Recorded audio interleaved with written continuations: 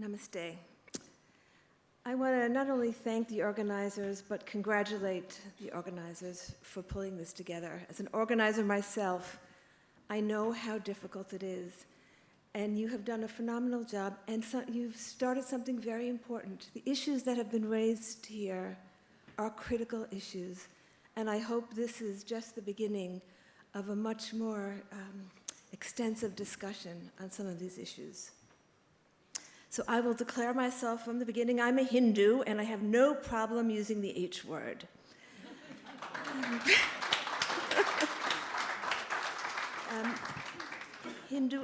India's soft power came to me in two ways. First, in 1971, when I was a very young girl, I found my guru, or rather my guru found me, Paramahansa Yogananda, and I recognized myself soon after as a Hindu. I fell in love with Sri Ram and Mata Sita.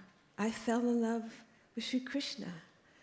I fell in love with Mahadev, with Mata Parvati, with Saraswati, with all of them. And I felt like I was in a candy shop and I could have it all. There was so much to have. And so to me, it was such a gift that I had found Hinduism. But in those days, one could not openly be a Hindu, especially if you were not Indian. So I became a hidden Hindu. I became a practitioner of Kriya Yoga. I did my study of the Upanishads and the Gita, and I spent 20 years involved in my meditation and my studying.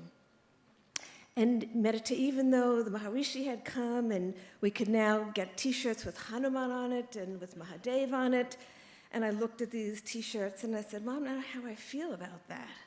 You know, yes, it's great, it's creating greater awareness, but Hinduism had now entered the marketplace, and you know what happens in America when something enters the marketplace. So this is the condition that I saw arising.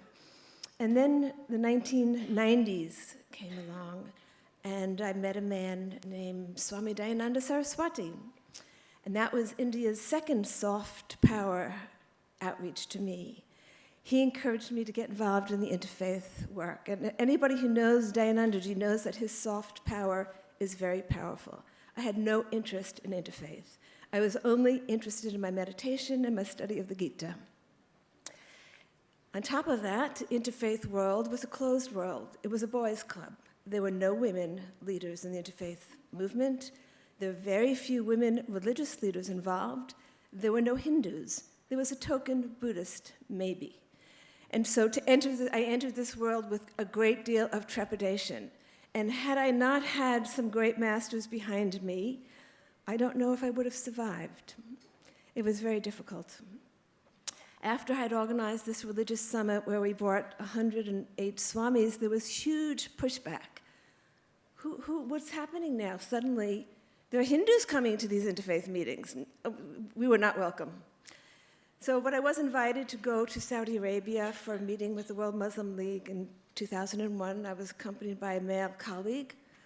And in those days, to get a visa to Saudi Arabia, you had to write your religion. So I wrote Hindu. That was my religion. Well, I arrived in Jeddah. They looked at me, they looked at my immigration form, and the man said, "You're not Hindu." I said, "But I am Hindu." "No, you're not Hindu." "Yeah, I'm Hindu." No. I thought they wouldn't let me into the country. But my male colleague intervened and said, "Yeah, believe me, she's Hindu." And so they let me in. But you can imagine how I felt needing my male colleague to affirm my religious identity. Well, I would say, harassed throughout my visit there about my religion. And I had the same experience when I went to Iran that year for a conference the UN had organized on religion and the environment. Again, I'm not Hindu, but I am Hindu. You're not Hindu, but I am Hindu. To add insult to injury, I was told, "Well, that's a strange religion. You worship monkeys and elephants?" So I decided, well, I'll keep my mouth shut until I get home to make sure I do get home. But this inspired a new fire in me to come out more openly with my Hinduism. Now, that was 17 years ago. Everything has changed. 2 years ago, I went to Iran during the nuclear negotiations to bring a delegation of American religious leaders on a peace mission. Well, we were heavily Hindu and Buddhist, this delegation that I brought, and we had a lot of women. And so when I arrived, it was for a dialogue in Qum at one of the universities. I said to them, this is the new face of America's religion. We are no longer a Christian country. We're Buddhist, we're Hindu, we're inclusive. They were surprised, but they weren't as surprised as I was when I discovered what they call the cultural invasion from the East. Not only was yoga booming, but to deal with that, they put yoga under the Ministry of Sports. But I found that, and they were having yoga competitions, but what I found was that the yoga teachers, many of whom had been to Rishikesh, were holding meditations and doing chanting sessions in the home. There were Buddhas in their shops. It was considered chic to have a Buddha head in your home. So I saw this consciousness arising among the educated in Iran who were turning east. And if you go to Rishikesh, the ashrams are full now of Iranians and Russians and Brazilians, people from all over.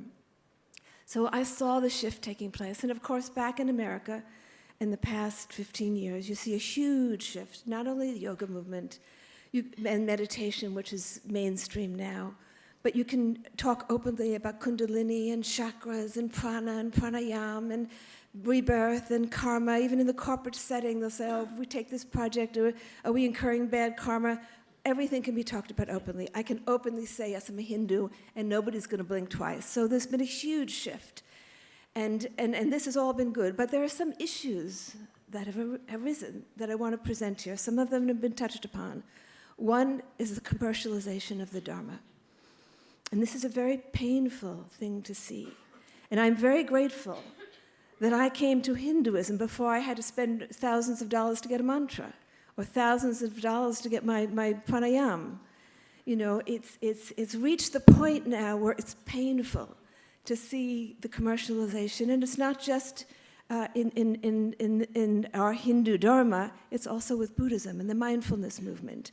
How for $7,500 and you take a week of training, and then you can go out and be a mindfulness teacher in the corporations, and you can make hundreds of thousands of dollars. So we have to talk about this. This has to be, and I've organized conferences in the US about the future of Dharma in America. Is this just going to be, are we going to let it just become another industry? Or are we going to look for a much deeper practice? At least if you're talking about yoga and mindfulness, talk about Dharma. At least bring the concept of Dharma into it. So that's one issue. The second issue I want to bring up is the sad thing that almost all of the spiritual teachers who come from India to the US disassociate themselves from Hinduism. They say they're not Hindu, and this is not Hinduism. This is painful to see. And I'm very fond of some of these teachers, and I say this with all due respect, but I no longer think it's necessary. You would never hear His Holiness the Dalai Lama say, I am not Buddhist, and what I'm teaching is not Buddhism. You would never hear the Venerable Thich Nhat Hanh say that. None of the Buddhist leaders I know would say, I am not Buddhist, and the teachings I teach are not Buddhist. So why, in our Hindu Dharma, did the teachers come and say, I am not Hindu? I've heard it again and again. And I've heard the reasons. Well, we can attract larger audiences. Okay, it's important to get people to meditate. We have to, humanity is at such a crisis that we have to help people evolve, awaken. So yes, it's important to reach large audiences, but you don't have to disown Hinduism in order to do that. So I want to bring this up. It's a bit of a sticky subject because some of these teachers are quite big right now, and they've become businesses in a way. But I am so glad that I remember a time when Dharma was not a business. You didn't pay to get your Dharma, and you were not interested in large audiences. I remember my guru saying he'd much rather have a small group of very serious meditators than a stadium full of people.